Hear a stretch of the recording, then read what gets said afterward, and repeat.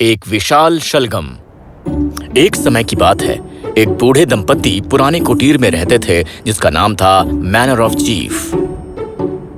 नाम से जाहिर था कि वो कुटीर मिस्टर चीफ की जागीर थी। और ये हैं मिस्टर चीफ। मिस्टर चीफ एक बहुत ही गुस्सैल इंसान थे। अब आप पूछेंगे कि वो हमेशा गुस्से में रहते थे।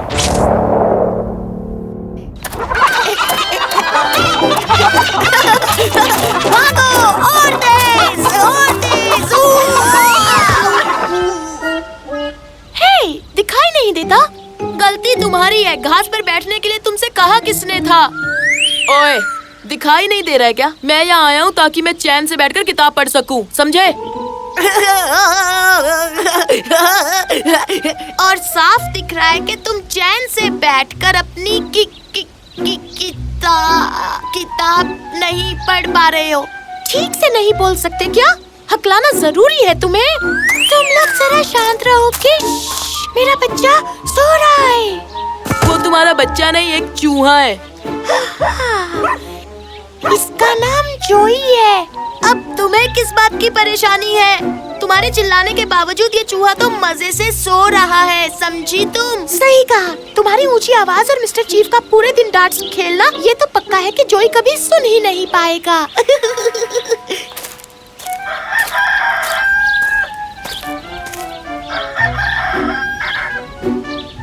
पता है, मिस्टर चीफ हमें पसंद नहीं करते, इसलिए सारा दिन वो अपना गुस्सा उस बेचारे डांट-वांट पर निकालते हैं। बच्चों, ये सच नहीं है। Good morning Mrs chief. मानती हूँ मिस्टर चीफ थोड़े सख्त हैं, पर अंदर से वो बहुत ही नर्म दिल हैं, समझे बच्चों?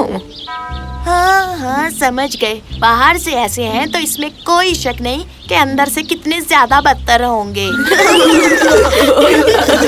अब बस करो, चलो अंदर नाश्ता करते हैं।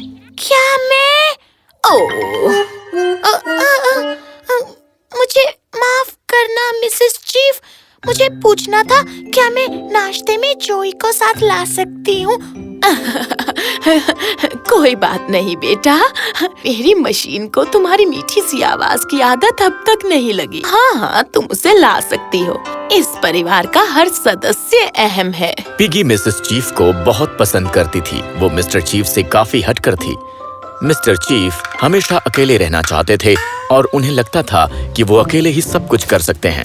ना वो किसी से मदद मांगते, ना ही किसी की मदद करते।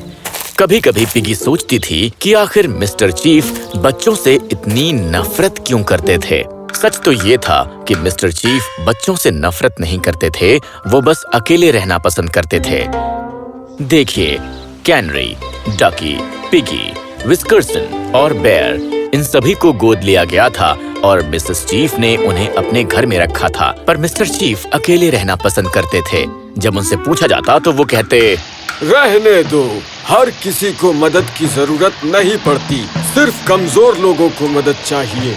मुझ जैसे मजबूत इंसान हमेशा दूसरों से कदम आगे रहते हैं, क्योंकि वो अकेले रहते हैं और खुद के लिए मेहनत करते हैं। तुम गलत हो और तुम समझ जाओगे कि जिंदगी में हर किसी को अपना किरदार निभाना होता है। कोई भी जिंदगी भर अकेले नहीं रह सकता। हर किसी को किसी न किसी की जरूरत पड़ती है। बच्चे क्या कम थे कि मिसेस चीफ के पास 6 मुर्गी, 2 कुत्ते, 3 बिल्ली और 4 गायें भी थीं। और दुख की बात यह है कि सब के सब मैनर ऑफ चीफ में ही रहते थे। यही उनकी परेशानी की वजह थी।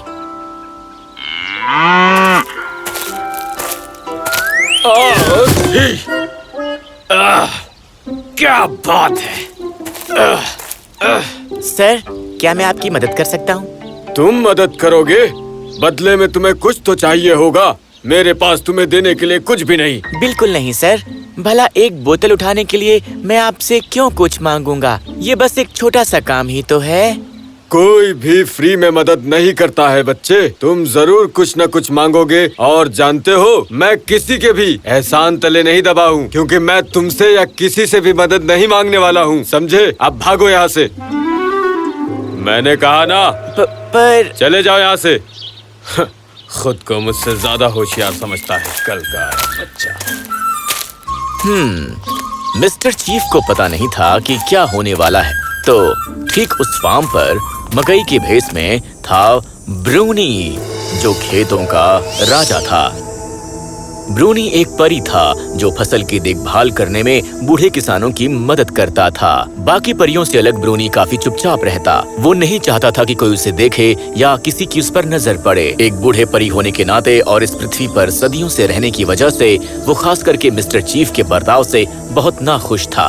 उस बच्चे से बदतमीजी करने की उसकी हिम्मत कैसे हुई? अपनी उम्र का तो लिहाज कर लेता। चीफ को लगता है उसे किसी की जरूरत नहीं। हाँ, मैं उसे बताता हूँ।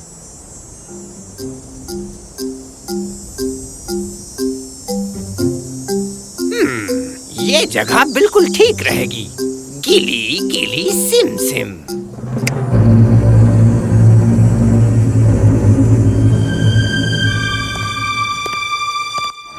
ओह सूप, याद आया।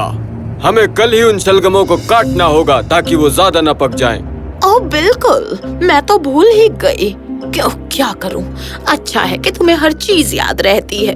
तुम ना होते तो पता नहीं क्या हो जाता इस घर का। मैं जानता हूँ, मैं अकेले ही इस घर को संभाल सकता हूँ। अगले दिन जैसा कि तय हुआ था, मिस्टर चीफ शलगम काटने के लिए निकल पड़े। ये किसी किसान के लिए एक आम दिन जैसा था। मिस्टर चीफ ने उस लंबे शलगम की कतार को देखा जो उन्होंने उगाया था और खुद से बहुत खुश थे। उन्होंने उसे खींचा और एक एक करके उन सबको बाहर निकाला और पॉप पॉप पॉप वो सभी बाहर आ गए। मिस्टर चीफ अपनी कटनी से बहुत खुश थे। आखिर में वो 7वें शलगम तक पहुंच गए। उन्होंने खींचा, उसे बाहर निकालने की कोशिश की। ये बहुत ही जिद्दी शलगम है। उन्होंने दोनों हाथों से उस शलगम को निकालने की कोशिश की।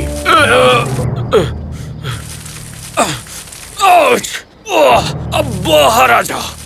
मिस्टर चीफ बेमन से अपने घर की ओर देख रहे थे। उन्हें बिल्कुल अच्छा नहीं लग रहा था जो वो करने वाले थे। क्या डार्लिंग, मजाक कर रहे हो तुम? तुम्हें मेरी मदद की जरूरत है? नहीं, मेरा मतलब हाँ, जैसा तुम सोच रही हो वैसा नहीं है। हमें उस जिद्दी शलगम को काटना ही होगा। मिसेस चीफ ने अपने हाथ को मिस्टर चीफ के पीछे रखा और उन्हें कस के पकड़ा।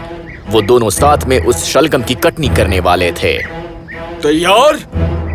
1, 2, 3, चलो।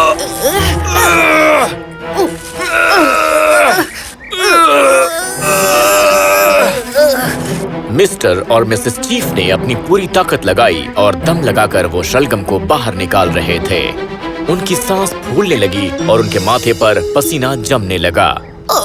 देखो, ये हम दोनों से नहीं हो पाएगा। रुको, मैं किसी और को बुलाती हूँ। रुको। तो तुम अब भी अपनी जिद पर अड़े हो? हमें कटाई के लिए मदद चाहिए। तुम सब कुछ खुद नहीं कर सकोगे। मैं बस ये कहने वाला था, जितने लोगों को बुला सकती हो बुलाओ। मुझे लग रहा है शलगम की कटाई के लिए हमें बहुत सारे लोगों की जरूरत है। मिसेस चीफ ये सुनकर बहुत खुश हुईं। कितनी अजीब बात है कि एक छोटे से शलगम ने मेरे पति को एक अच्छा सबक सिखा दिया। खैर, अच्छा है। मिसेस चीफ ने शलगम की कटनी करने के लिए साथ लेकर आई पिगी, डकी, कैनरी, विस्कर्सन और बेयर को। हालांकि वो बहुत हैरान थे इस बात से कि मिस्टर चीफ ने उन्हें मदद करने के लिए खास बुलाया, पर उन्हें पता था कि उन्हें चीफ का दिल भी जीतना था। क्या सच में उन्हें हमारी मदद चाहिए मिसेस चीफ? सच बताइए। हाँ बेटा, उन्हें समझ में आ गया है कि वो सब कुछ अकेले नहीं कर सकते। तुम लोग क्या फुसफुसा रहे हो? चलो भी अब। पर एक मिनट, जोई का क्या होगा? वो किसी काम का नहीं, उसे यहीं छोड़ दो। जितनी मदद मिले उतना अच्छा है। कैनरी ने जोई को एक पत्थर पर रख दिया और मिस्टर चीफ के साथ मदद करने के लिए चल पड़ी। Mister Chief, Missus Chief, Ducky, Piggy, Whiskerson, Bear और आखिर में कैनरी सभी एक दूसरे को पकड़कर कतार में खड़े हो गए और साथ मिलकर उन्होंने खींचा, जोर से खींचा, पूरी कोशिश की, पर कुछ भी नहीं हुआ। ठीक है, बस बहुत हुआ। मैं शलगम को अभी काट दूंगा। ओह हनी, रुको, ऐसा मत करो। रुको किसके लिए? हमारी पूरी मेहनत बेकार गई। ये बाहर नहीं आएगा। चलो इसे काट ही डालते हैं। तुम ही ने कहा था ना कि मदद के लिए जितने लोग हो सके उतने ले आओ। देखो, हमने अभी तक जोई से मदद लेने के बारे में सोचा ही नहीं है। जोई, वो एक छोटा चूहा है। वो ऐसा क्या करेगा जो हम नहीं कर पाए? शायद वो अकेले कुछ न कर पाए, पर हमारे साथ मिलकर क्या पता कुछ कर जाए।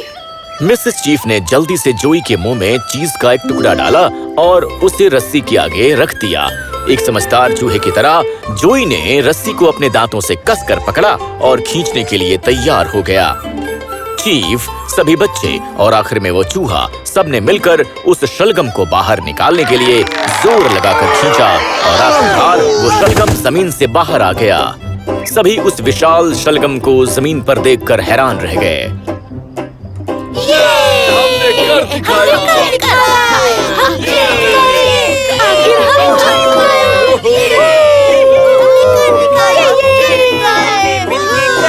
और इन खुशियों के बीच एक अजीब बात हुई। मिस्टर चीफ मुस्कुरा रहे थे। वो खुश थे ये देखकर कि पहली बार उनके घर में खुशियाँ छाई हुई थीं। क्या तुम्हारे चेहरे पर मुस्कुराहट है हनी? मैंने अपनी जिंदगी का सबसे अहम सबक सीखा है मेरी जान। हम सब मायने रखते हैं। हम सबको अपना किरदार निभाना है। हम एक साथ रहेंगे तो हमेशा जीतेंगे।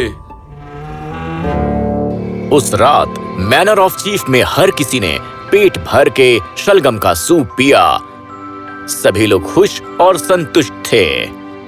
मैनर ऑफ चीफ का घर अब खुशियों से भरा था और उसका नया नाम था मैनर ऑफ मिसचीफ।